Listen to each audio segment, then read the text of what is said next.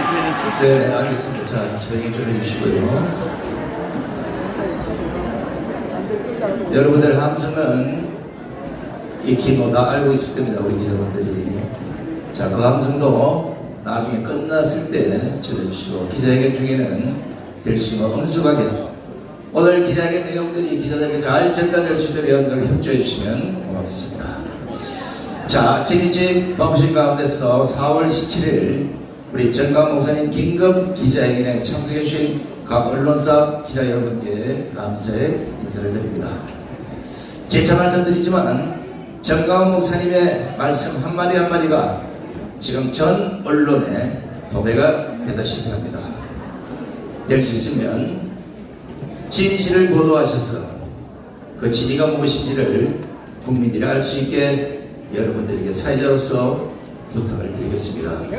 오늘 사회를 맡은 손성대입니다. 반갑습니다.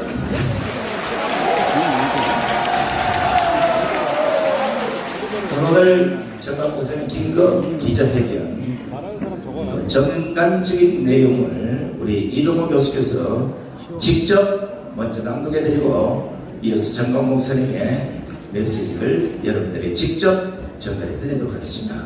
이동호 교수님. 안녕하십니까. 자유통일당 사무총장 이동호입니다.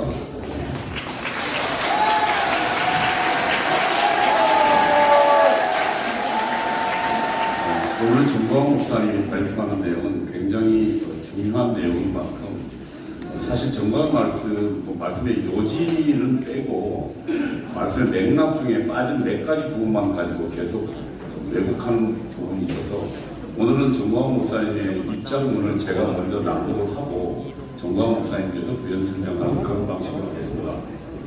제가 정광 목사님의 오늘 기자회견문을 낭독하도록 하겠습니다. 국민의 당원가입운동 공천권 폐지 후보자 경선을 요구합니다. 정광 목사입니다. 저는 오늘 하나님과 대한민국에 충성하는 한 시민으로서 국민 여러분들께 절체절명의 위기에 빠진 자유민주주의 체제를 구해내고 여세를 몰아 자유통일로 직진 대한민국 헌법 제1조가 약속한 대로 한반도 전역에 민주공화국 건설을 완성하는 방도에 대해서 설명드리고자 합니다. 저를 두고 목사가 왜 정치를 하느냐, 왜 국민의힘 당원운동 가입운동을 하느냐, 심지어 제가 추천하여 가입시킨 당원들을 색출하자는 이야기까지 나오고 있다는 사실을 잘 알고 있습니다. 그런 분들에게 대묻고 싶습니다. 오죽하면 목사가 나섰겠습니까? 하나님의 종 이승만 대통령이 기독교 정신으로 세우고 박정희 대통령이 발전시킨 이 나라가 소수의 공산주의자들과 그들에 의하여 선동된 상당수 국민들의 잘못된 판단에 의하여 공산화 길로 접어들었는데 이를 지켜보고 있는 종교인들이 나는 정치를 하지 않는다 하면서 국익에 의한 행동을 하지 않는다면 그것은 김일성 세력을 위한 봉사가 아닙니까? 맞습니다. 제가 그렇게 살았다면 저는 욕쟁이 목사라고 비판받을 일도 없고 감옥에 3번 갈 일도 없었을 것입니다. 제가 욕을 한 것은 사실입니다만 문재인을 포함한 김일성 세력에 대해서만 욕을 했습니다. 여러분, 악당과 반역자들에게 대하여 하는 욕이 거슬리십니까? 트루먼 대통령은 1950년 6월 25일 남침 소식이 접하자 딘 애치선 국무장관에게 우리는 저 새끼를 반드시 막아야 합니다라고 욕을 하면서 미군 파병을 결단했습니다. 그는 기자회견에서도 남침을 마적단 습격 사건이라고 규정, 유엔군 출동을 지지했습니다. 트루먼의 파병 결단은 이승만 대통령이 무초 대사에게 우리는 남녀 보수가 다 나와서 몽둥이와 돌멩이를 들고서 싸우겠다라고 말한 데 대한 응답이었습니다. 트루먼 대통령이 문재인처럼 얌전하게 나는 남쪽 대통령, 김정은은 국무위원장, 6.25는 내전이라고 했다면 저나 여러분들은 지금 김정은 지하에서 살고 있었을 것입니다. 제가 국민의힘 당원 가입운동을 했다고 욕합니다. 대한민국 헌법은 정당이 국민의 의사를 받들도록 명령했는데 그 명령을 따랐다고 저를 비방하는 이들이 보수를 자처하고 있으니 제가 나설 수밖에 없었습니다. 지금 한반도의 대결 구도는 민족사의 정통성과 삶의 양식을 놓고 싸우는 타협이 절대로 불가능한 총체적 권력 투쟁이며, 줄이면 민족 반역의 김일성 세력과 대한민국의 대결이고, 문재인과 이재명이 이끄는 더불어민주당은 김일성 세력 편에 서 있다는 것은 객관적 사실입니다. 문재인은 김일성주의자 신영복을 사상가로 존경한다고 했고, 더불어민주당의 더불어는 그 신용병의 장명이라 자랑했습니다. 그가 김일성 세력과 싸우는 데 있어서 국군과 함께 2대 안보기구를 구성하는 국가정보원의 정신을 담는 원문을 신영복 글씨체로 돌에 새겨 그 앞에 박지원과 함께 사진을 찍어 공개한 것은 김정은에 대한 충성 맹세고, 국정원을 김정은 하수기관으로 만들겠다는 다짐 아니었습니까? 맞습니다. 이래도 저희 입에 욕설이 나오지 않는다면 저는 공의로우신 하나님의 종, 그리고 대한민국 국민의 자격이 없습니다. 중과 부족의 형체를 무릅쓰고 광화문에서 매일매일 김일성 세력과 싸우다 보니 그래도 현실적으로 선택할 수밖에 없는 유일한 정치 세력은 국민의힘 뿐임을 새삼 절감하게 되었습니다. 국군은 헌법 제5조부터 국가안보의 신성한 의무를 위임받았으나 정치적 중립을 유지한다면서 스스로 손발을 묶은 정도가 아니라, 문재인 정권 때는 국군 지도부가 사실상 문재인을 따라 김정은에게 충성하는 것 아닌가 의심될 정도의 행동을 하여 국민과 국군을 배신하였습니다. 맞습니다.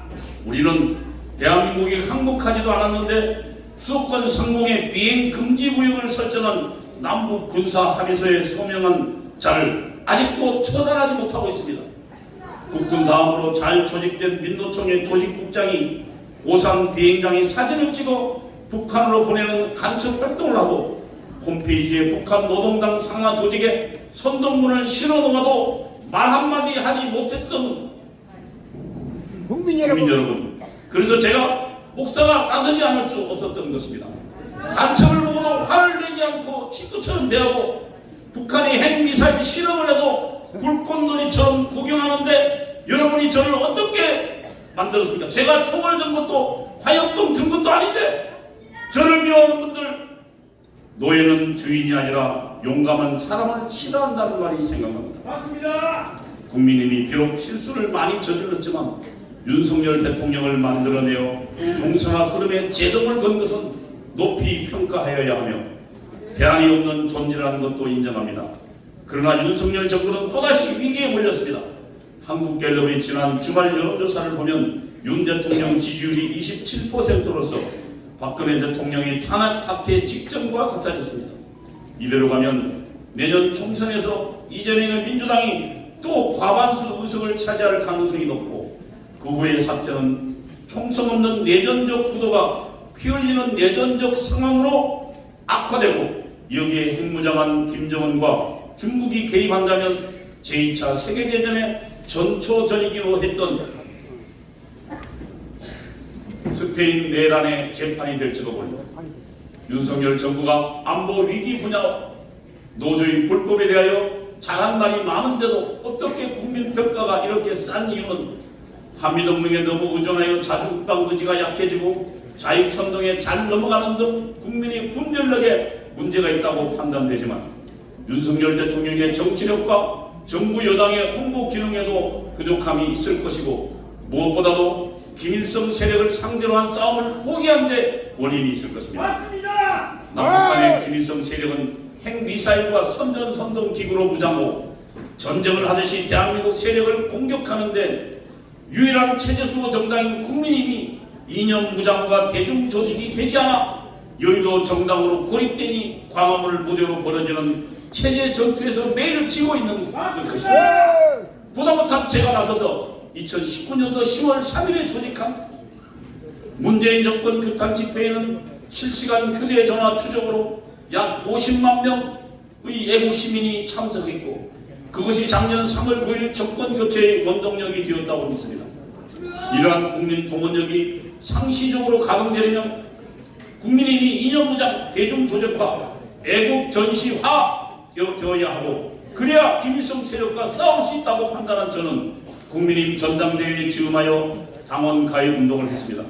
이게 죄라면 공산주의와 싸우는 것도 김일성 세력에 방대하는 것도 헌법에 충성하는 행위도 죄일 것입니다. 맞습니다. 저는 오늘 이 자리에서 위기에 빠진 자유민주주의의 수호의 방도를 제시하려고 합니다. 전 국민적 국민의힘 당가입 운동과 공정권 폐지 및 당원 중심의 후보 경선이 그것입니다.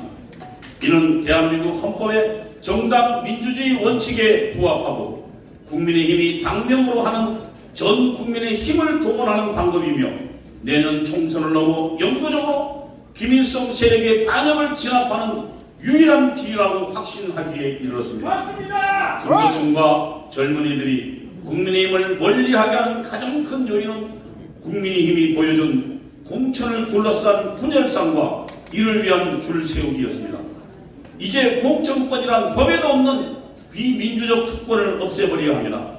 공천권 싸움이 없어져야 국민의힘은 더 큰 싸움, 즉 자유를 지키는 싸움에 전력 투구할 수 있을 것입니다. 공천권을 없애려면 대통령 후보를 선출하는 방식으로 국회의원이나 지사, 시장, 군수 등 후보도 당내 경선을 통해서 뽑아야 하고, 그렇게 하려면 당의 문호를 개방하고 전 국민 당원 가입 운동을 통해서 당원 수가 수백만, 수천만이 되도록 만들어야 할 것이며, 이게 바로 민주정당의 길이고, 이게 곧 민주당, 민노총, 정교도 등 좌익 계정 조직과 맞설 수 있는 국민 조직화일 것입니다. 예컨대 대한민국 헌법 정신으로 무장하고 당비를 내는 국민의힘 진성 당원이 1000만 명이 된다면 저런 민주당, 저런 민노총, 저런 정교조, 저런 MBC가 존재할 수 있겠습니까? 전 국민 당원 가입운동, 공천권 폐지, 당원 중심의 후보 경선, 무엇보다도 헌법과 법률의 명령이기도 합니다. 대한민국 헌법 제8조 정당은 그 목적, 조직과 활동이 민주적이어야 하며 국민의 정치적 의사 형성에 참여하는 데 필요한 조직을 가져야 한다. 4. 정당의 목적이나 활동이 민주적 기본 절차에 위배될 때는 정부는 헌법재판소의 그 해산을 제소할 수 있고 정당은 헌법재판소의 심판에 의하여 해산하게 된다. 이에 따라 공직선거법 제47조는 정당이 소속 당원을 후보자로 추천하는 데는 민주적인 절차를 따라야 한다고 했고, 이 법 제6장 2조에는 정당 후보자 추천을 위해 당내 경선이라는 세부적 규정을 두어 경선을 권장하고 있습니다. 경선 관리를 선거관리위원회에 위탁할 수도 있게 하였습니다. 이런 법의 취지에 비추어 여야가 국민들의 참여 없이 소수의 당권파가 공천권을 전행하는 것은 헌법 위반이고 정당 해산 사유가 될 것입니다. 박근혜 대통령이 탄핵된 것은 2016년 4월 총선을 앞둔 새누리당의 공천 파동이었고, 국민의힘이 내년 4월 총선을 앞두고 그런 일을 다시 벌인다면 윤석열 대통령도 위태로워질 것입니다.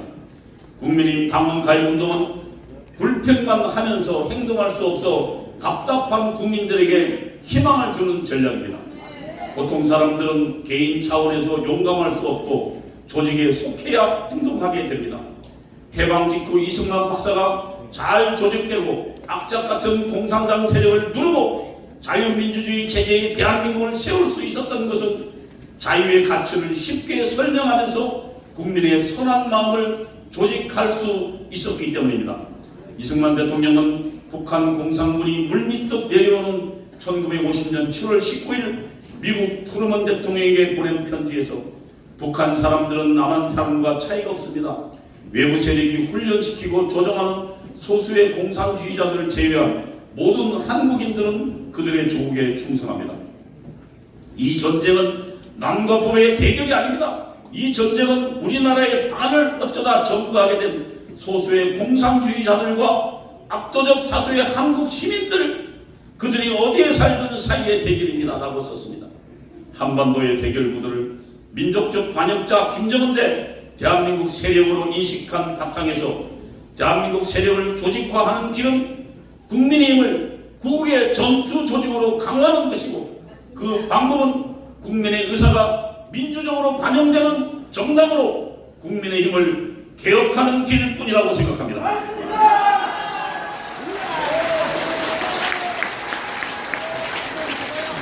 국민의힘 가입운동은 당과 국민을 다 함께 활성화시킬 것입니다. 국민의힘 정치인들은 위를 쳐다보는 대신 아래를 보며 야망을 키워야 하고 국민들도 행동하는 양심이 될 것입니다. 저는 남녀노소와 지역을 초월한 모든 국민들, 특히 공산주의와 불구대천의 원수일 수밖에 없는 기독교, 불교도, 천주교도 등 모든 종교인들은 경쟁적으로 국민의힘 당원 가입운동에 참여할 것을 호소합니다. 국민의힘 지도부의 응답을 기다리면서 지금까지 정당 민주화를 요구했던 모든 분들과 연대하고 싶습니다. 당원 가입운동, 공천권 폐지, 후보자 경선, 국민의힘이 호응하지 않으면 이루어질 수 없으므로 국민 여러분들께서도 국민의힘에 선한 영향력을 행사해 주시기 바랍니다. 저는 국민의힘이 공천권을 폐지하고 이를 국민에게, 당원에게 돌려줌으로써 미국의 공화당이나 민주당 같은 진정한 국민 정당으로 거듭 태어나는 길만이 김일성 세력 문제를 해결하는 유일한 대전략이라고 생각하며 이것이 국격에 맞는 정치 개혁이고 헌법 1조, 3조, 4조가 명령하는 자유통일의 신성한 의무를 다하는 국민된 의무라고 믿습니다. 오늘 저의 이 제안을 한국의 오피니언 리더들이 진지하게 검토해 주실 것을 호소드립니다.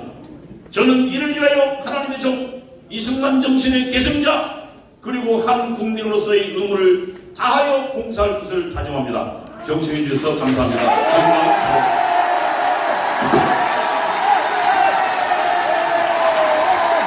네, 이거 청장님 수고하셨습니다. 자, 잠깐만요. 지금 기자회견 중에 한호를 지르거나 이런 건 좀 자제해 주시기 바랍니다. 아마 오늘 참석하신 방송들 중에는 풀 영상을 내보낼 이런 방송도 있는 걸로 제가 알고 있습니다. 그러니까 될 수 있으면 박수 소리로만 전해주시고 한호를 지르는 거는 좀 참아주시기 바랍니다. 자, 이제 이동호 교수님의 전반적인 설명을 들었고요. 이제 우리 정강훈 목사님의 긴급 기자회견에 아마 대국민 메시지를 지금부터 모셔서 직접 들어보도록 하겠습니다. 그리고 말씀 이후에 질의응답을 받도록 하겠습니다. 정강훈 목사님 모시겠습니다.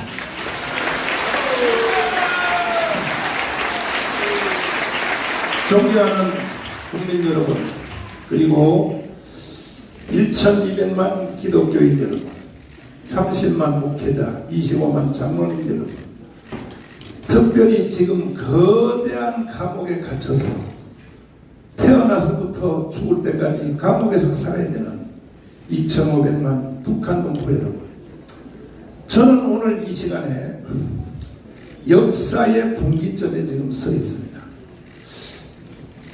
45년 8월 6일 날 히로시마에 원자탄이 터졌습니다. 그때 한반도는 두 가지 선택을 강요받았습니다.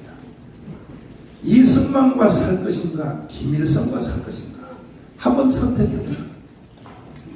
또 하나는 자유민주주의, 자유시장경제, 한미동맹, 기독교 입국론에서 살 것인가, 아니면 공산주의, 사회통제경제, 중국을 친구로 하는 조중동맹, 그리고 주사파 종교에서 살 것인가, 한번 선택해보라. 그때 우리나라는 5000년의 역사 가운데 가장 현명한 선택을 했습니다. 남한은 대한민국을 선택했습니다. 안타깝게도 북한은 공산주의를 선택했습니다. 70년 동안 살아봤더니 모든 것은 끝난 것입니다. 우리는 세계 자랑스러운 10위권의 대한민국이 되었습니다. 북한은 같은 민족이고 나라지만 미안하지만 거지 나라가 됐습니다. 불량국가가 됐습니다. 이와 같은 것이 역사적으로 분명히 나타났음에도 불구하고 이 대한민국의 주사파 세력과 아직까지도 남아있는 남로당의 찌꺼기들이 연합하여 문재인 대통령은 제주도의 4.3 사건에 가서 이렇게 선전포고를 한 것입니다. 자, 한번 들어봐 주시기 바랍니다. 문재인 대통령이 제주도에 가서 무슨 말을 했는가? 이것은 대한민국에 5,300만 원을 놓고 북한에 2,500만 원을 놓고 선전포고를 한 선전포고의 문장입니다. 문재인 씨는 이렇게 내질렀습니다. 한번 들어봐 주시죠. 그러나 누구보다 먼저 꿈을 꾸었다는 이유로 제주는 처참한 죽음과 마주했고, 지난날 제주가 꾸었던 꿈이 지금 우리의 꿈입니다. 무한희생이 자, 특별히 이 자리에 오신 언론인 여러분, 이 말을 잘 해독하셔야 됩니다. 제주 4.3 사건 남로당들이 꿈을 꿨던 꿈이 우리의 꿈이다. 맞습니까?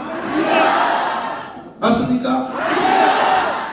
지금 제주 4.3 사건에 대하여 논쟁이 심각하지만은 그 과정 중에서 양민이 학살되었다는 것은 분명한 사실입니다. 그러나 그와 같이 동기가 일어난 것은 김대중 대통령도 반드시 선포하기를 이것은 공산주의자들의 무장폭동이라고 김대중 대통령도 그렇게 말했습니다. 그러나 그 중에서 죄 없는 양민들이 학살된 것은 국가가 보상해야죠. 누가 그걸 뭐라고 합니까? 그러나 문재인은 아예 뿌리 자체를 뒤집어서 우리 한민족 7천만 해외 동포 850만 전체를 향하여 반역의 선언을 한 것이 뭐냐? 제주도 무장폭동이 일어난 남로당의 그 정신이 우리의 꿈이라고 했습니다. 우리의 꿈. 그러면 남로당의 꿈이 우리의 꿈이라면 대한민국은 다 북한 같은 나라로 가야 된다 하는 선전포고가 문재인의 선전포고입니다. 언제 시간 되시면 시간 관계없이 저하고 한번 토론해 보실래요? 도대체 이 말이 무슨 말입니까?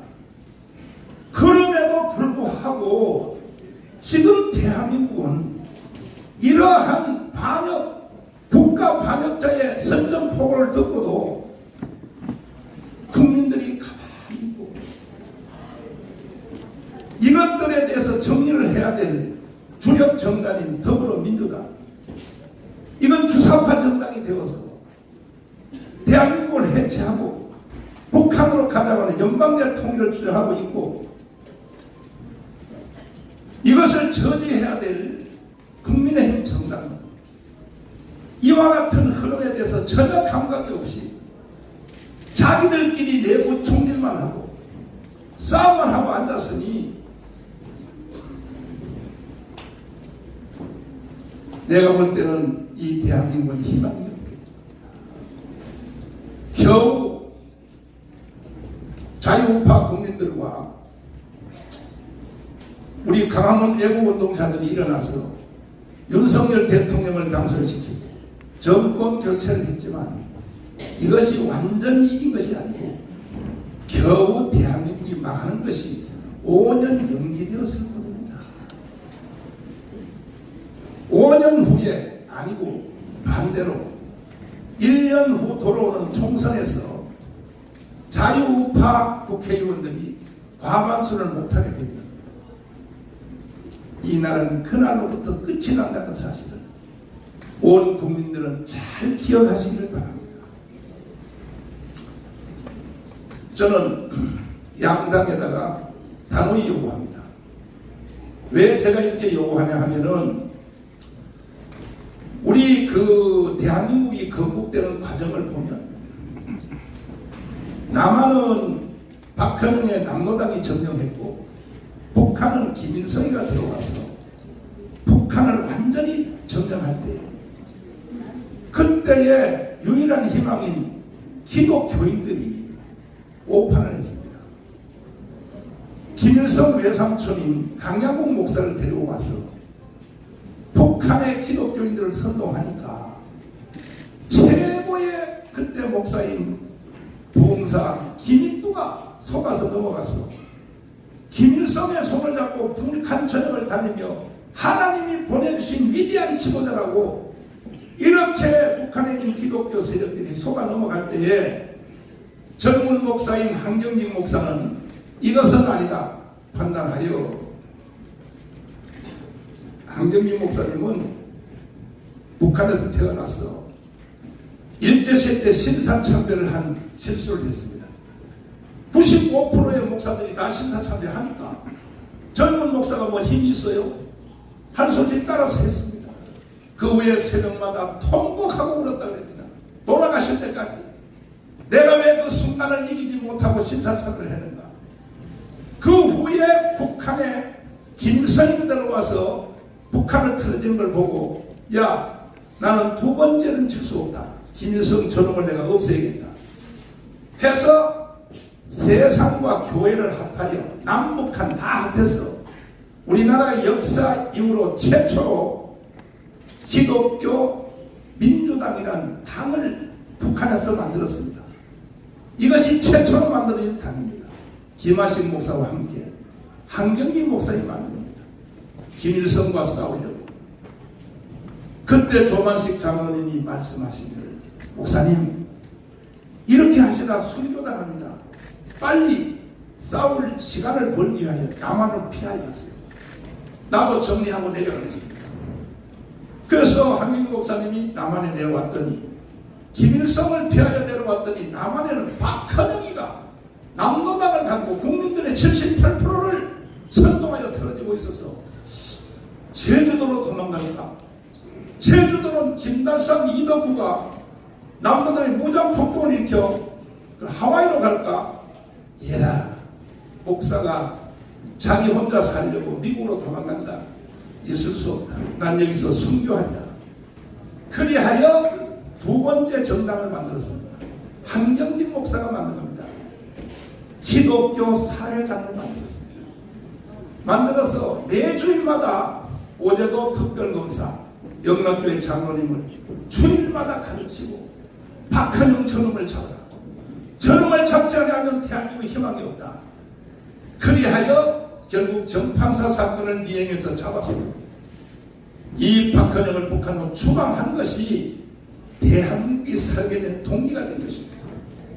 그러면 왜 동양의 성자라고 하는 이 한경직이가 어찌하여 정치의 일선에 나왔어? 북한에서는 기독교 민주당, 남한에서는 기독교 사회당, 기사당. 왜 만들었을까요? 이분은 브리스턴에서 박사학위를 받은 사람입니다. 세계 역사를 잘 아는 사람입니다. 그래서 나라가 위험할 때는 종교인들이 일어나서 특별히 기독교가 일어나서 이 운동을 하지 아니하면 국가가 바로 살 수 없다는 것을 한경직은 잘 알고 있었기 때문에 기독교 민주당, 기독교 사회당을 만들어서 운동을 하다가 이승만 대통령이 귀국하여 정치하는 걸 보니까 그건 당만 자유당이지 속성은 기독당하고 같은 거예요. 그래서 해체하고 이승만의 자유당에다가 갖다 바쳐서 기독당이 없어진 것입니다. 그 후에 조영기 목사님과 김중국 목사님이 저와 장경동 목사를 불러서 반드시 대한민국 없어진다. 20년 전입니다. 반드시 한국교회 없어진다. 두 젊은 목사가 빨리 기독당을 만들어 여의도에 국회의원 2명이라도 집어넣어야 된다. 이래야 국가가 살 수 있다. 하여 저희들은 원로들의 뜻을 받들어 행동대원으로 25년 동안 정말로 고생 많이 했습니다.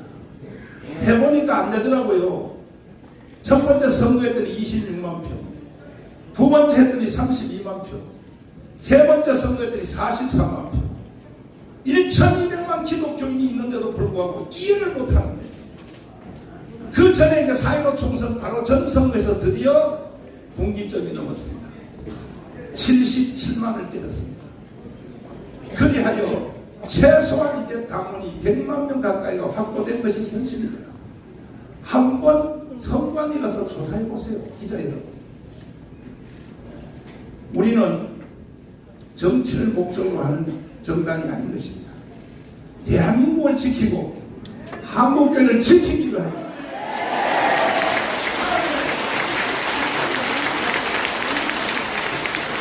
이렇게 진행해둔 중에 가장 큰 사건이 무엇인가? 지난 정권에서 대한민국을 종전협정, 평화협정, 그리고 주한미군 철수, 그리고 연방제 통일, 전쟁없이 통일하자, 이 문재인 세력이 국민들을 사기를 쳐서 진행했던 이것에 대하여 강력하게 대응하여 우리는 비가 오나 눈이 오나 광운에서 모여서 하늘의 하나님께 부르짖고, 여기 또 응천 스님을 비롯하여 불교 세력, 천주교 세력이 함께 연합해서 5년 동안 투쟁을 해서 우리가 드디어 대한민국을 다시 살려내고 윤석열 대통령을 대통령 만들어서 정권 교체를 이룩한 것이 그동안 우리가 해온 모든 일에 가장 큰 일이 이루어진 것입니다.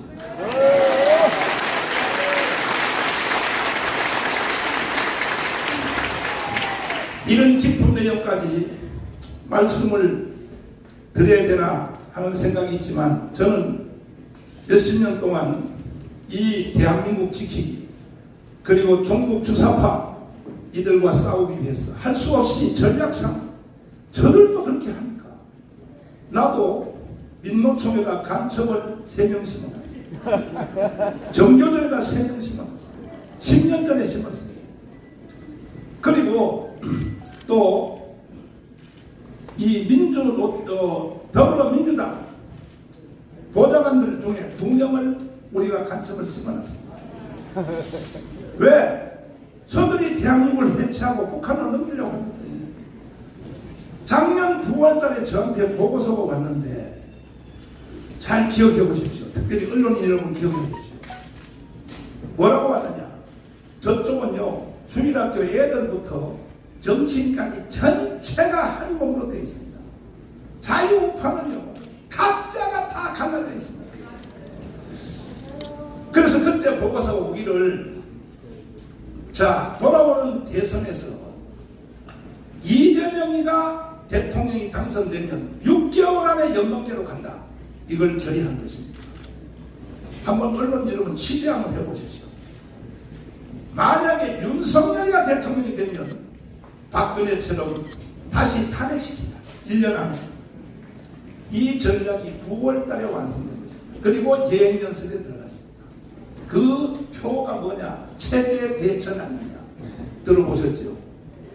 노동단체가 노동의 임금, 노동시간, 복지시설, 그걸 가지고 촛불 시위를 하든지 강원에 와서 난동을 부르든지 누가 뭐라고 하겠습니까?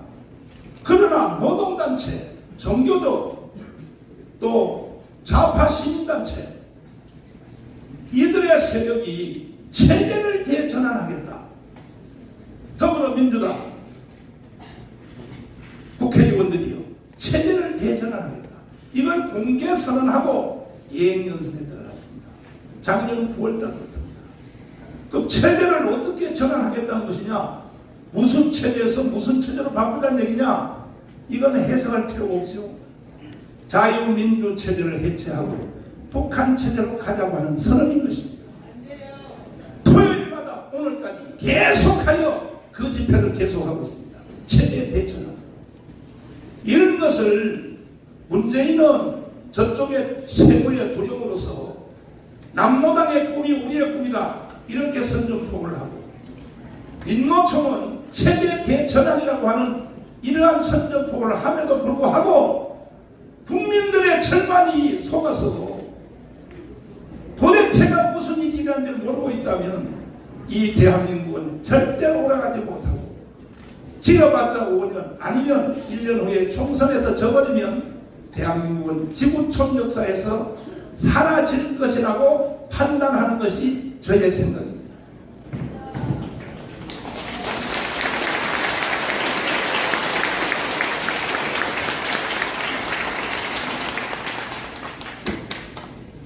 이럼에도 불구하고 지금 자유우파 안에 속한 국민의힘 정당의 일부 지도자들이 정신을 못 차리고 정가운 목사를 비난하고 정치 목사 왜 목회만 하지 왜 정치에 가입해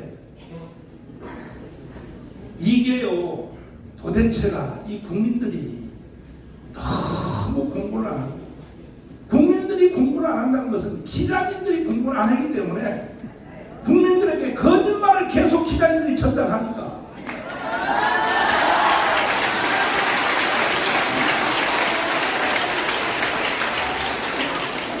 부산에서 오신 고신대 교수님 이성구 박사님을 잠깐 제가 도움을 받겠습니다. 나오십시오.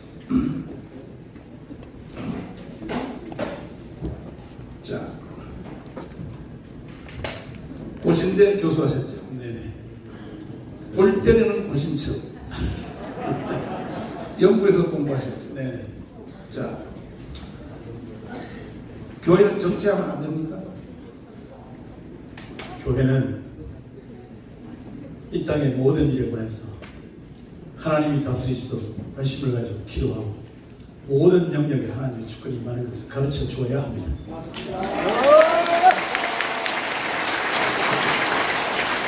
칼빈주의 아브라함 카이퍼가 어떤 사람입니까?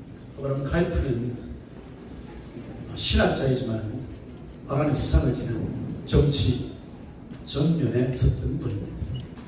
칼빈주의의 대명사인 존 칼빈이 제네바 신앙을 했다. 목사여 신학자도 아무리 해도 세상이 안 바뀌니까 결국 끝에 가서 제네바 신앙을 한 것에 대해서 한번 설명합니다.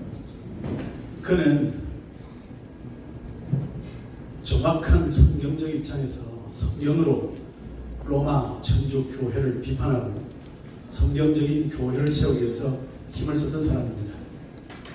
그리고 그는 제네바시 전체를 다스리는 의회를 구성하고 거기에서 주도권을 행사하고 그리고는 제네바 대학을 세워서 지속적으로 나라를 성경적인 나라로 만드는 일에 인물을 키우는 그런 측면에서 교회가 모든 일에 책임을 져야 한다는 것을 몸으로 증명한 분입니다. 서양 박사님 오셨나요? 잠깐 한번 보시겠습니다.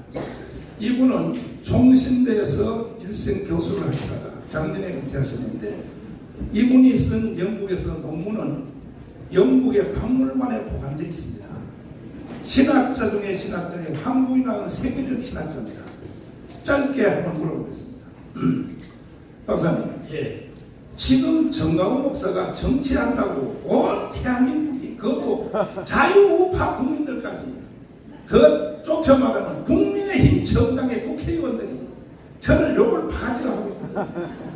교회 정치하면 안 됩니까?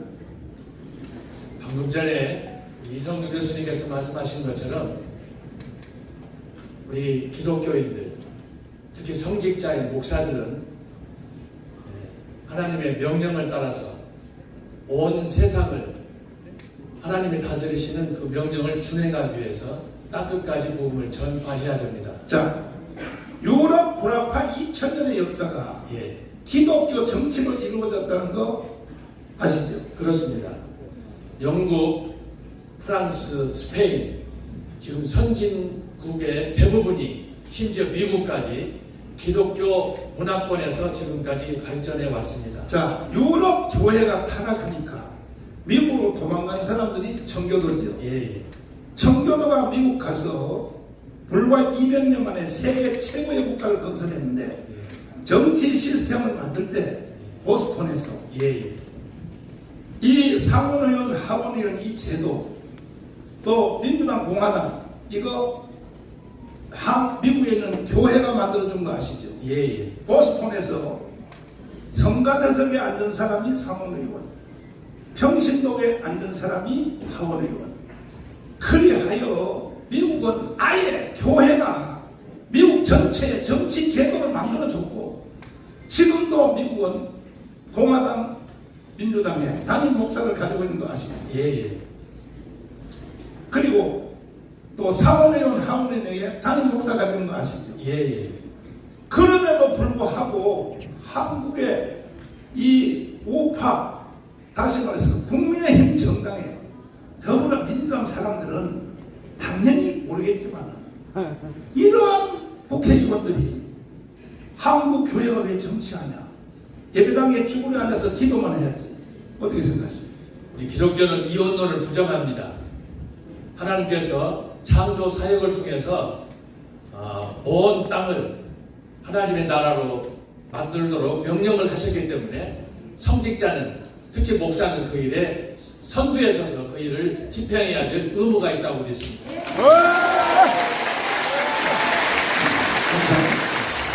존경하는 국민 여러분, 저는 한경리 목사님, 동양의 성자인 한경리 목사님 정신과 조영기, 김종원 목사님의 정신과 지금도 살아계시는 최고의 원로들, 한기총의 길자연, 이용규, 지덕, 이광선, 이 어른들의 정신과 명령을 받들어 반드시 한국교회 전체가 다 일어나서 대한민국을 지켜내고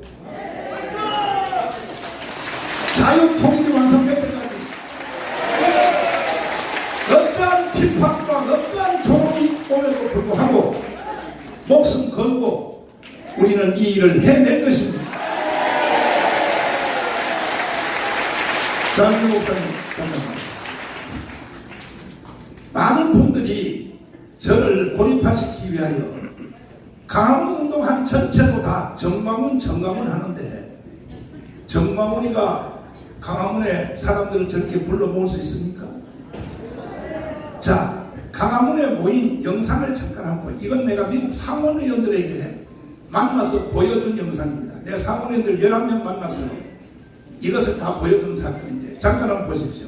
존경하는 국민 여러분, 대한민국 헌법으로 자유 통일해봅시다.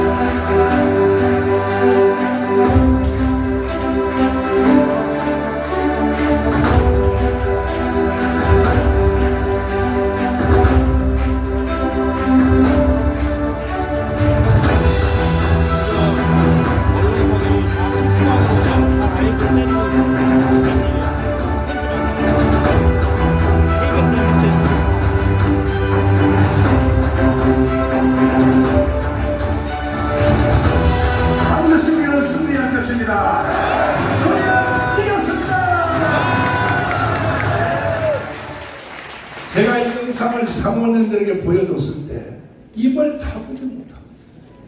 와우. 진짜 이거 너가 했냐? 봐라, 영상에 내가 앞에서 연설하고 있지 않냐? 상원의원들이 뒤집어졌습니다. 윤석열 대통령이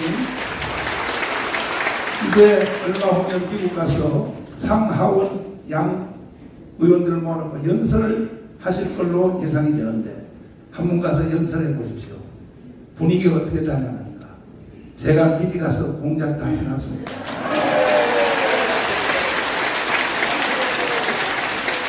그런데도 불구하고 지금 정광훈이라고 하는 사람 하나를 딱 분리시켜서 저를 죽이려고 하는데, 이건 누굽니까? 북한의 짓입니다. 지금 북한은 남한의 모든 진지를 점령을 다 했습니다. 언론 완전히 점령했습니다. 대한민국 언론이 대한민국 언론입니까? 북한 언론입니다. 북한 언론. 정치, 국회 완전히 점령했습니다. 북한이 시킨 대로 법을 만들고 있습니다. 심지어 국방부까지. 그럼에도 불구하고 지금 여기 모인 광화문에 모인 사람들 내 실력으로는 천명도 못 불러요. 어떻게 이렇게 사람들이 모이냐? 그동안 저는 복음운동하면서 끈끈한 사람과의 관계, 각 도시별로 부산에 있는 최웅준, 또 포항의 정현수 최고입니다. 경북대구의 김성동, 대전의 장경동, 서울의 또 장학인, 평택의 강은씨 할 것 없습니다. 나하고 30년 차인데 이들이 저와 함께 생명을 걸고 이 운동을 하기 때문에 우리는 이길 수 있는 것입니다.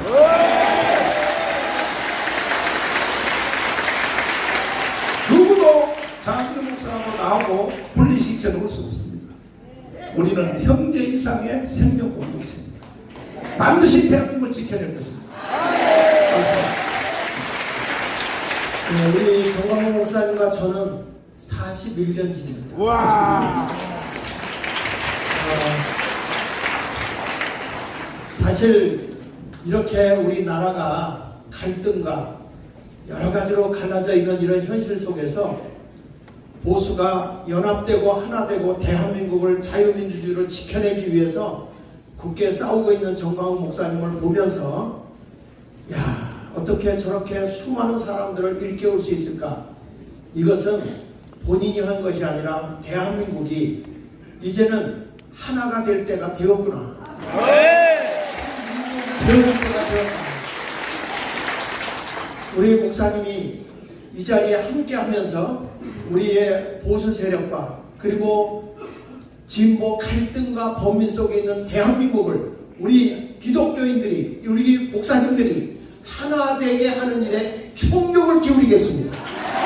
대한민국이 복음으로 남북 통일되는 그날을 위해서 우리는 갈라놓는 데가 아니라 하나가 되어서 이 나라가 정말 지통가로 나가는 일에 총력을 기울이도록 기독교가 밑받침이 되겠습니다. 그 사역에 적극으로 돕겠습니다. 만세!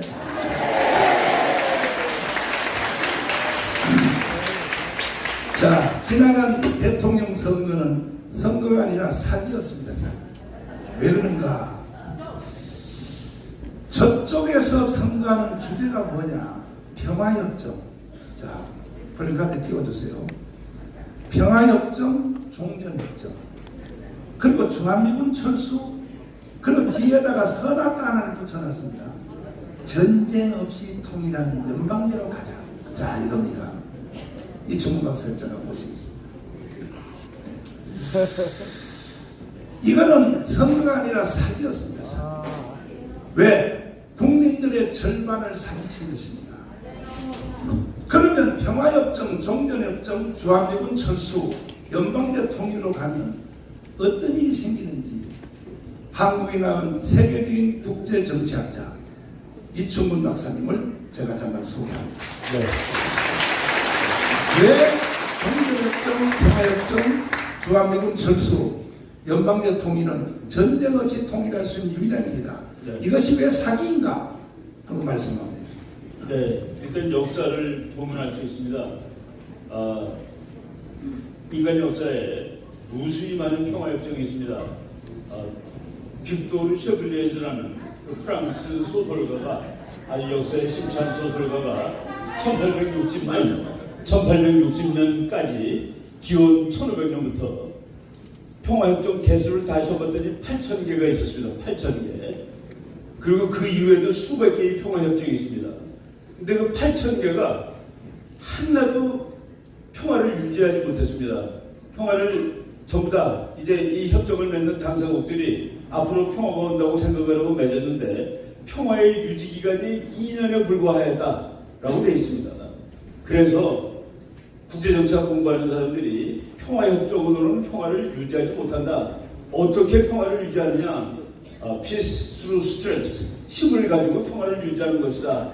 라고 얘기를 하고 있는 겁니다. 한미동맹, 주한미군으로 한반도의 평화가 유지되는데 이거를 그 사람 미군을 가라고 그럴 수는 없으니까 그러면 국민들이 다 아니까 평화협정이라는 말로 이렇게 꾸며서 종전협정, 평화협정 맺으면은 뭐라고 그러겠습니까? 북한이 평화협정 맺었으니까 미군은 나가야 되는 거라고 얘기하지 않겠습니까?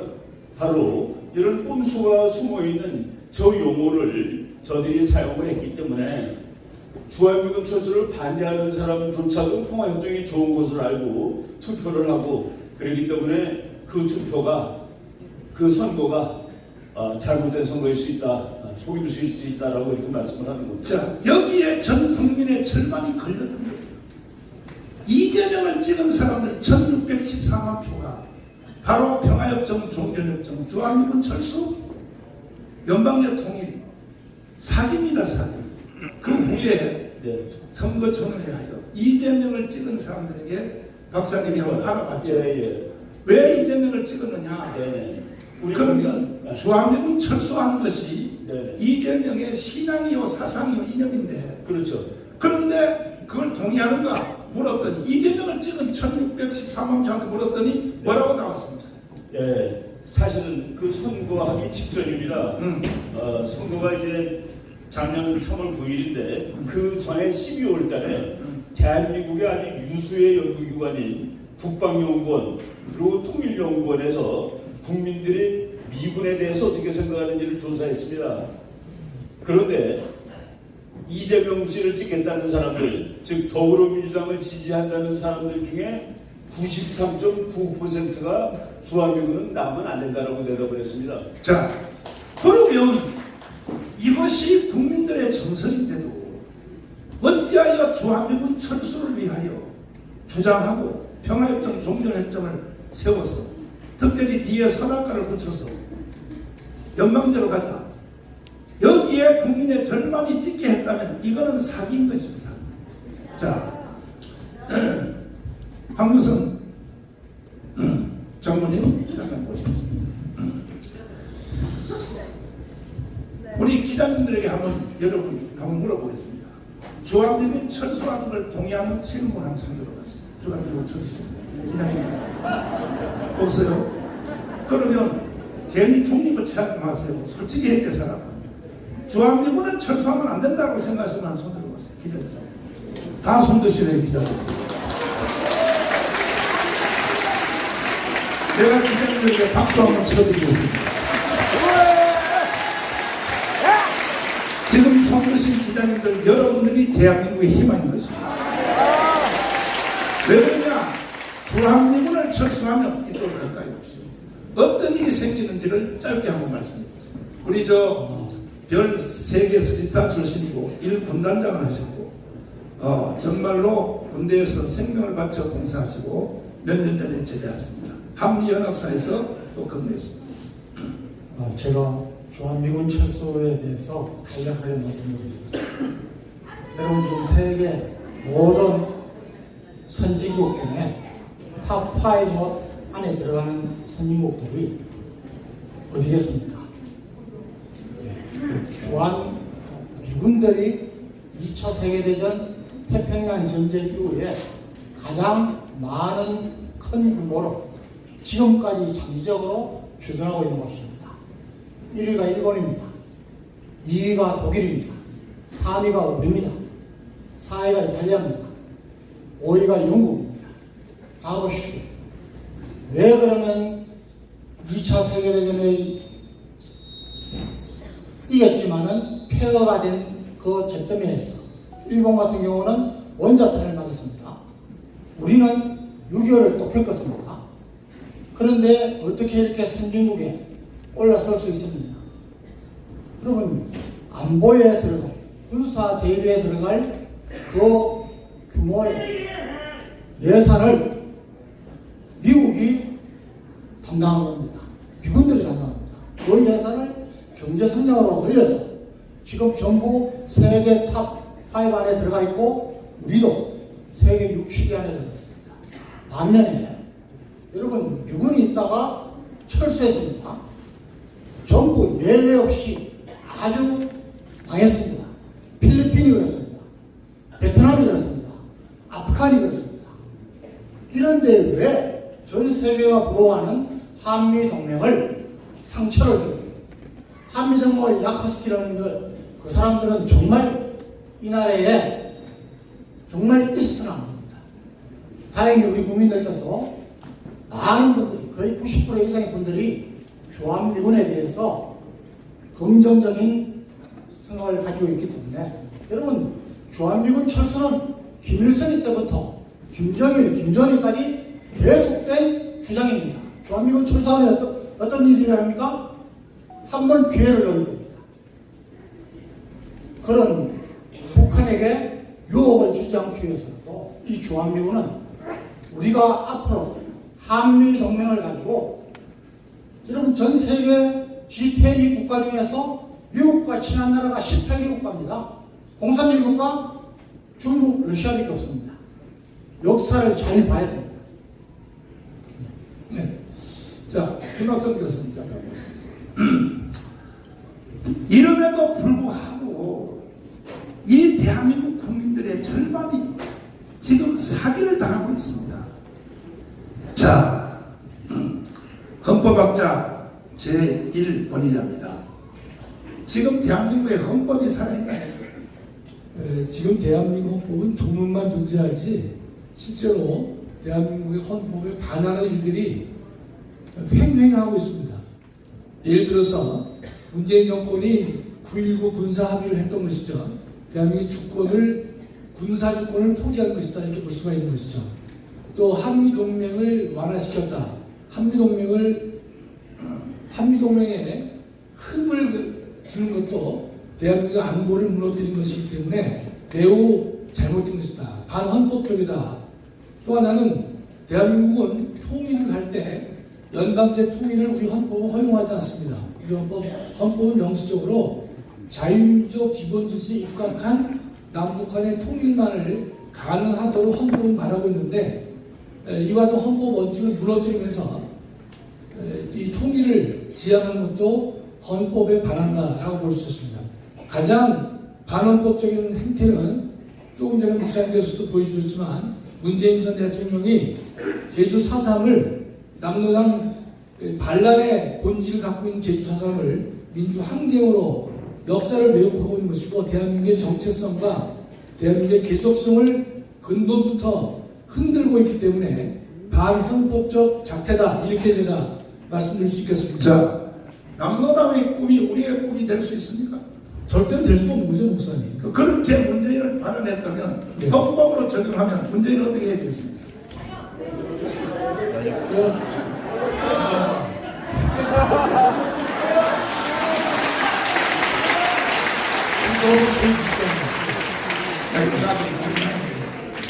자, 이제 제가 결론을 짓겠습니다. 이 더불어민주당 정치 세력 또 민노총, 정교조, 좌파 시민단체 이 세력들이 대한민국의 헌법을 깡그리 무시한 것은 벌써 이미 오래전이고 헌법에 대한 용어 자체도 다 삐뚤어나고 국민을 인민으로 국민을 사람으로 대중 국민들이 쓰는 말 자체까지도 다 바꿔놨습니다.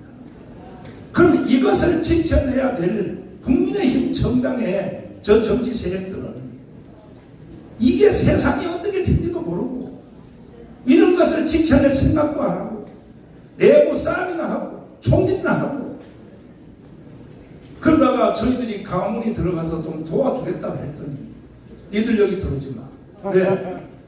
이제 우리 다시 공천 받아서 줄서기 해서 4년 동안 국회는 잘 먹으려고 잘 먹고 살라고 하는데 왜 강원 애국 세력이 왜 여기 들어와? 이렇게 가고 있습니다. 그래서 저는 이렇게 제안합니다. 더불어민주당도 해주면 더 좋고 또 아니면 우리 자유파를 대변하는 국민의힘 정당이 공천권을 국민에게 돌려주십시오.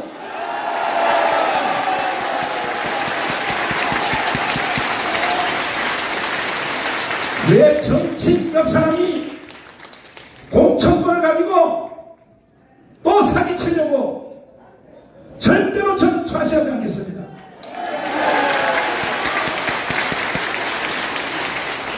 그래서 미국식 완전한 오픈 프라이머리를 하면 좋은데 이건 아직까지도 한국에서는 적용해가 어려워요. 왜? 역선택에 공격이 있기 때문에. 그러니까 이미 벌써 하고 있는 대통령 선거, 윤석열 대통령 선거할 때, 후보자 선거할 때, 또 지난 바로 당 대표 선거할 때, 김기현 대표님, 그리고 최고위원 선거할 때 했던 방식 그대로 당원 한 달에 당비 1,000원씩 내는 이들에게 공천권을 돌려주시길 바랍니다.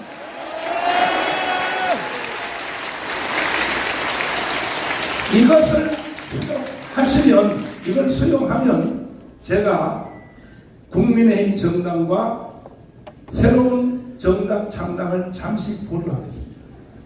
만약에 저의 제안을 받아들이지 아니하면 이제 나는 여러분들 때문에 대한민국을 북한에 내어줄 수 없기 때문에 반드시 강원을 중심하여 자유우파, 기독교, 불교, 천주교를 연대하여 반드시 새로운 정당을 만들어서 당신들의 버릇을 고쳐드리겠습니다. 제안합니다. 국민의힘 정당에 있는 각 정계 계파들에게 제가 말씀드립니다. 첫째, 이준석 전 당 대표님, 안철수 대표님, 그리고 친박 쪽에 있는 박근혜 세력, 친박, 친이 세력에 있는 이명박 세력을 비롯하여 각 모든 진지의 사람들과 또 강원의 안보 세력 대표, 그 다음에 자유시민 대표, 여성 대표 하여 저는 사회만 볼 테니까 전체 한 자리에 모여서 우리 대국민 통합 연석회의를 한번 하기를 진행합니다.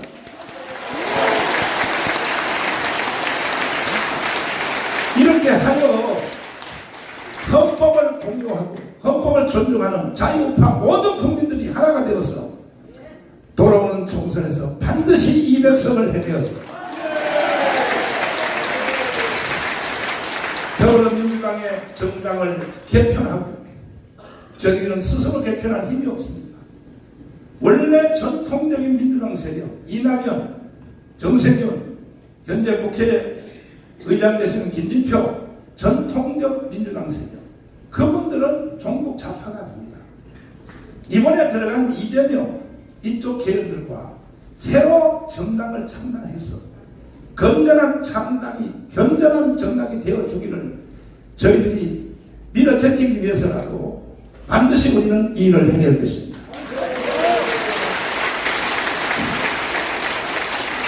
자, 그리하여 우리 응천 스님 잠깐 보시겠습니다. 이게 마치 뭐 기독교만 이렇게 앞장서서 하는 것 같지만 그렇지 않습니다. 헌법을 사랑하는 모든 세력은 종교와 관계없이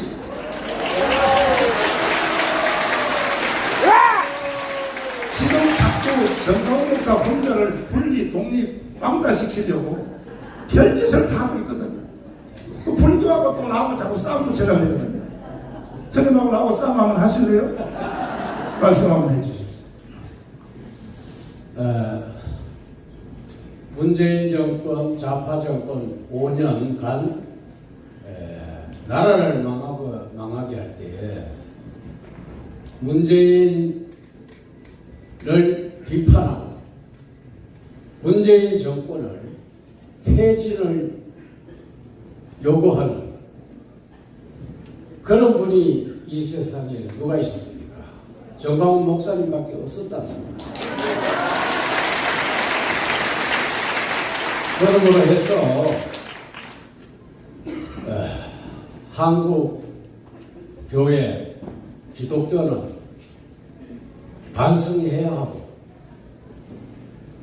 불교계도 반성해야 하고 한국 천주교는 뼈저리게 반성해야 합니다. 왜 반성해야지?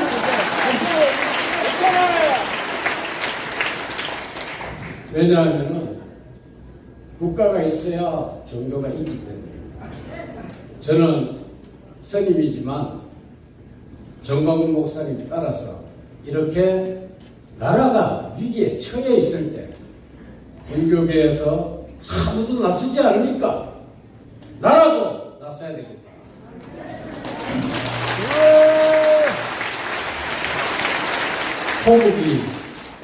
호복입니다. 나라를 지키는 것이 나라를 지키고 수호하는 것이 부처님의 참 진리이기 때문에 정광훈 목사님 따라서 구국하고 있습니다. 한국의 교회 지도자들과 불교계 지도자들 그리고 이 종교가 맞나? 천주교 지도자들은 대우각성해야 합니다.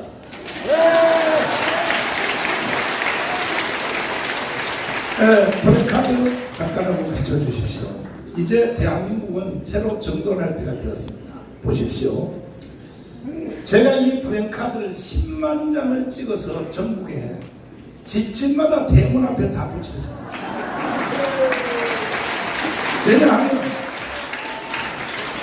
자, 첫째 적파통일, 이게 연방제통일입니다. 주한미군 철수, 그리고 평화협정, 종전협정, 이것을 주장하는 대표 선수가 문재인, 이재명입니다.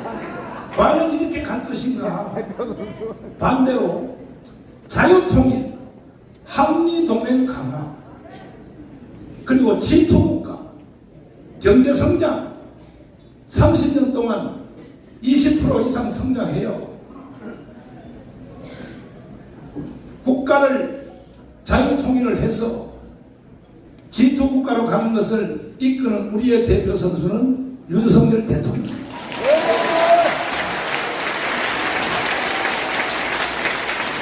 이 두 가지를 놓고 1년 후에 총선에서 격돌할 것입니다.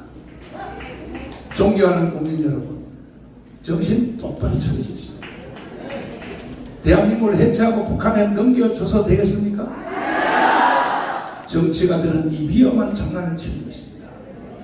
그러므로 우리는 윤석열 대통령을 중심하여 반드시 이 대한민국을 지켜내고 자유통일을 이루어내야 될 것입니다. 이제 제가 기자들에게 간단한 질문을 받고 그리고 마치도록 하겠습니다. 자, 질문 있으면 합니다. 자, 여러분들 대로 질의하실 분은 거수를 하시고 서술을 하시고 질문해 주신 정광훈 목사님께 직접 답변을 해드리도록 하겠습니다. 자, 질문하신 분? 네, 마이크 좀 받아주세요. SBS입니다. 앞서 기자회견 공개해 주실 때 국민의힘과 별별이라고 말씀하셨는데 오늘 내용 보면 이게 정확히 뭐 국민의힘 현 지도부와의 결별을 말하시는 건지가 궁금하고요. 두 번째는 뭐 전국민 국민의힘 당원과 이런 경우는 구체적으로 어떻게 진행하실지 이렇게 두 가지. 네. 우선 그 SBS에게 제가 감사를 드립니다. 최초로 감사를 드립니다. 원조권의 기자회견 하는 것을 풀 영상을 다 올려주셔서 KBS에서도 제 기자회견은 풀로 최초로 다 올려줘서 KBS 기자회견도 감사합니다. 역시 오늘도 이 기자회견은 가감없이 풀로 다 올려주실 것을 제가 간절히 부탁을 드리고 오늘 사실 그 국민의힘 정당과 결별은 뭐냐면 우리 신당 창당입니다. 이렇게 선포를 했더니 국민의힘 정당 쪽에서 많은 분들이 저한테 요구를 했습니다. 목사님을 좋아하는 사람이 여기에 더 많이 있는데 아니 왜 홍준표하고 몇 사람 때문에 목사님이 우리를 버리고 가려고 합니까?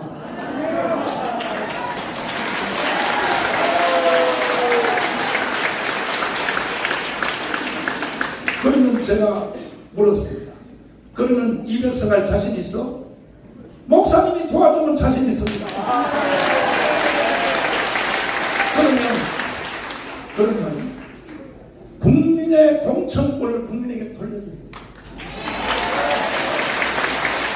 내 정당에 몇몇 사람들이 공천 줄 세우게 해가지고 자기 정치 세력과 구축해서 장난치냐 이거야.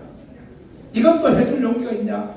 한번 심도 있게 자기들이 연구해서 목사님을 만나겠습니다. 그렇다면 내가 독자정당 창당을 내가 한두 줄 미루고 여러분들의 자세를 내가 보고 우리는 창당을 하든지 안 하든지 당신들의 벌장머리를 내가 반드시 고쳐줘야 되기 때문에 최소한 300만 이상 우리 강화문 자유우파 기독교 세력 불교 세력 합하여 이미 벌써 우리는 아까 말씀드린 대로 한경기 김중곤 조영기로부터 내려오는 우리가 기존 기독당이 현재 당원이 100만이 넘어 있습니다.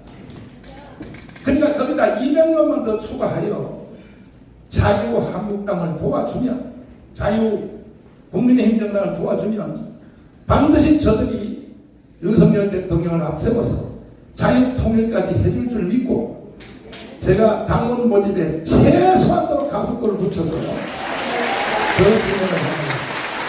그래서 분당 창당은 몇 주일 동안 보류하도록 하겠습니다. 네. 다음 질문. 네, 다음 질문하신 분. 너무 설명을 잘해서 아마 질문하신 분이 별로 없는 것 같아요. 손 한번 들어보세요. 예, 앞에 계시죠. 네, 저 JTBC인데요. 국민의힘에서는 사실 당원이 아니라고 이렇게 선을 긋고 계시고 지도부에서도 역시 마찬가지 입장이시고 그 특정 정치, 특정 목회자의 그런 지위를 받는, 통제를 받는 것은 궤변이다라고 김기현 대표도 말씀하셨는데 그거에 대한 입장은 무엇인지 궁금하고 그리고 목사님께서는 반복해서 공정권 같은 거를 말씀하시는데 구체적인 그 국민의힘의 당무에 대해서 계속 말씀하시는 이유에 대해서 좀 듣고 싶습니다. 일단은 그 국민의힘의 당무에 대해서 제가 관여하는 것이 아니라 대한민국 정치판 전체의 구도에 대해서 제가 말하는 것입니다. 그러니까 아까 말씀드린 대로 더불어민주당도 공천권을 국민에게 돌려주세요. 안 그러면요 지금 이번에 송영길처럼 또 돈봉투 사건이 계속 일어납니다. 저게 정당입니까? 아니, 돈봉투 뿌려가지고 막 다 해서 사서 정당 운영하는 게 저게 정상이냐고요.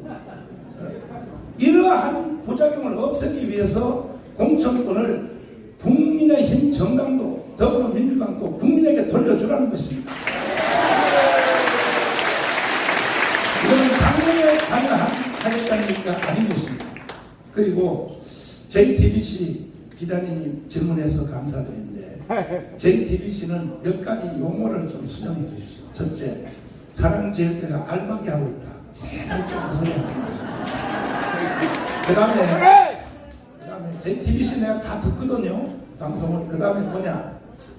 청강 목사가 세상의 주민들을 협박하여 돈 500억을 착취했다. JTBC에서 그렇게 방송했죠. 이거 취소하시고 또 하나. 내가 그래서 주민들을 위해서 1,000억도 더 받아야 될 것을 500억에 계약을 했더니 이번엔 또 뭐라 그러냐. 주민들을 협박하여 500억을 뺏었다 그러고 그래서 내가 열받아서 JTBC 방송 듣고 열받아서 뭐라 그러냐. 안 해. 나 우리 교회 이 자리 계속 존치할 거야. 이거는 대한민국 헌법이 보장하는 종교시설은 존치가 제일 원칙입니다. 난 이거 하겠다 했더니 이번엔 JTBC에서 뭐라고 또 날 공격하냐. 반대로 뭐라고 하냐면 정강훈 목사가 또 자기 교회를 안 비워줘서 재개발을 방해하고 있다. 또 이렇게 말합니다. 그럼 내가 도대체 어떻게 해야 되겠습니까? JTBC고 말을 한 가지로만 하십시오. 그러나 우리 질문해 주신 데서 감사를 드리고 충분한 대답이 되는지 모르지만 이제 기자님들이 더 이상 저를 죽이라고 하지 마십시오. 여러분들도 모르고 있는 일을 하고 있어요. 예수님이 십자가에 못 박힐 때 뭐라고 말했습니까? 밑에서 죽여라 죽여라 예수를 십자가에 못 박으라 하니까 주여 저들이 알지 못한 일을 하고 있나이다 이렇게 말했거든요. 예수님이 그와 같이 지금 JTBC를 비롯한 SBS, KBS 세상에 저를 1년에 거의 40분 동안 편성을 해서 뭐 KBS는 정강훈의 사생활 탐구. 하여튼요, 나를 죽이는 것이 목표인데 이 출발이 어디서 왔다는 걸 알려 드릴게요. 북한이 뭐랍니까? 내가 북한 노동신문을 일주일에 한 번씩 국립도서관에서 다 스크랩해 오는데 북한 노동신문이 여러분들에게 뭐라고 지령을 내렸는지 여러분은 그 조명 방지를 모르고 있을 거예요. 보세요. 노동신문이 나에 대해서 뭐라고 지시하는지. 기가 막힙니다. 이게 노동신문입니다. 정가운 제거, 한미동맹 파괴, 이거 말고 나를 비난하는 내용들. 정가운 죽였답니다. 보더라. 정가운을 죽여서 지옥불에 던져라. 정가운은 한기총 대표장으로 기독교인들을 미혹의 영으로 이끌어가고 있다. 자, 이름을 자 보십시오. 이게 전부 노동신문이겠습니다. 왜 대한민국의 기자들이 이 지시를 받느냐는 거죠. 제가 뭘 잘못했습니까? 내가 대한민국에서 50년 목회하면서 대한민국을 위해서 내가 무슨 잘못했습니까? 뭔 잘못했기에 기자들이 나를 죽이려고 이렇게 말합니다. 그 여러분들도 모르는 사이에 당부 쳐봤어요? 저기 쿠션. 여러분도 북한의 지시를 받고 있고 지난 주간에 민노총 간첩 혐의 압수수색 했더니 신혜식과 정광훈을 죽여라고 북한 지령문이 발표됐습니다. 그거에 대하여 앞장서서 기자들이 그렇게 뛰면 안 돼요. 다음 질문. 자, 이건 뭐 앞에 계신 우리 JTBC 기자님을 향해서 한 얘기는 아니고 JTBC 비롯한 여타 방송들이 개인의 신상 문제까지 거론하면서 악의적인 보도를 하게 대한 그런 보도를 좀 자제했으면 좋겠다는 이런 얘기를 말씀드린 겁니다. 자, 다른 분 안 계세요? 자, 두 분만 보겠습니다. 계세요? 없네. 자, 우리 기자 여러분들에게 제가 한 가지 당부를 좀 드리겠습니다. 보도를 하실 때 의문사항이 있거나 아니면 재확인이 필요하거나 아니면 상대방의 말이 사실인지 아닌지를 확인하기 위해서는 반드시 사랑제일교회 오셔서 저에게 물어보십시오.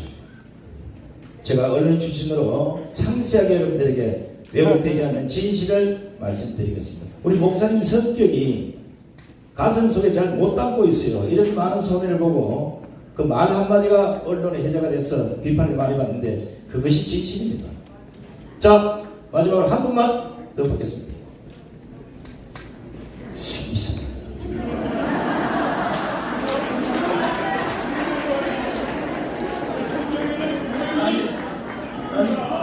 아니, 마이크 들고. 기자도. 마이크. 아니, 소속사를 말씀하시고. 모두와 TV 오성춘 목사입니다. 모두와 TV 모두와. 짧게 말씀. 예, 우리 이 성경에는 분명히 통치자들과 제직자들 저를 보고 질문하시라고. 예, 그러고요. 청중들 선거하지 말고. 에베소서 6장 12절에 보면 질문만 말씀. 예, 분명히 우리는 통치자들과 대적해서 싸우게 돼 있습니다. 한번 이 영상 있으면 한번 좀 띄워주시겠습니까? 아니, 네, 그래서 자, 목사님은 질문을 자제하겠습니다. 질문이 아니고 나중에 너나 TV 와서 독감을 해주세요. 네, 자, 그러면 제가 마지막으로 다시 여러분들 오해도 범죄입니다. 오해가 선한 것이 아닙니다. 오해는 곧 범죄입니다. 지금 내가 우리 교회를 비워주고 참 나는 이 얘기를 떠나려니 가슴이 아파요. 사실 내가 50년 전 들었던 장소인데 난 돈을 1,000원을 줘도 싫은 거야. 그러나 그래도 주민들의 편리를 위하여 우리 교회를 비워주려고 바로 저 앞에 나가는 24시 마트 빌딩을 샀어요. 우리가 왜? 이 큰 교회 시설에 교육관, 애들, 여성교회 사무실을 써야 되니까. 그리고 또 내가 당장 살 집이 없어요.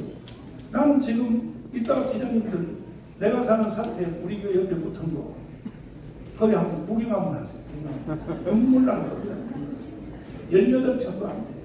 난 여기에 50년 살았어요. 50년. 자, 보세요. 그래도 이제 나도 여기서 길거리 나갈 수 없으니까 나도 이제 살 집도 마련해야 되고 해서 빌딩 하나를 샀어요. 바로 앞입니다. 가시다 보십시오. 그랬더니 세상에 정나훈 목사가 또 알바기를 하려고 빌딩을 또 샀다. 그 다음에 우리 교회 새로 짓려면 최소한 2년 걸립니다. 2년 걸리면 그동안에 예배 어디서 드려야 됩니까? 2년 동안에. 그래서 요 앞에 빌딩 하나를 샀어요. 그거요 예배 드릴 수가 없어요 사실. 그래서 샀는데 세상에 그것을 알바기 했다고 언론들이 하도 해서 구청장이 토지 거래 허가를 거부해버렸어요. 언론들이 하도 선동하니까. 그래서 결국 글로도 못 가게 되고 계약이 파기되게 생겼습니다. 이거 언론사에서 책임져야 됩니다. 그러면 우리는 못 가는 거야. 그럼 우리는 이 장을 떠날 수 없는 거야. 그래서 내가 어제 지난 주일날 이런 생각을 했어요. 차라리 교회 진 2년 동안은 주일날 대회를 광화문 가서 해야 돼. 그럼 왜 언론들이 왜 나를 이렇게 만드냔 말이야. 자, 그러면 이제 질문 없는 걸로 생각하고 다시 한번 브랜카드 띄워주십시오. 지금 대한민국 국민들은 선택의 강요를 받고 있습니다. 해방 후의 선택의 이승만이냐 김일성이냐 자유민주주의냐 공산주의를 선택하라는 것처럼 또 한 번의 선택이 지금 강요받고 있습니다. 자, 어느 쪽을 선택할래? 적화 통일, 연방제 통일, 주한미군 철수, 평화협정, 종전협정, 문재인 이재명을 따라갈래? 아니면 자유통일, 한미동맹 강화, G2 국가, 연 20% 성장, 윤석열을 따라가야 돼요. 대한민국 모든 국민들은 다시 한번 선택을 해야 됩니다. 저희들은 대한민국을 선택해 주시기를 간곡히 부탁드리고 저는 물러가도록 하겠습니다.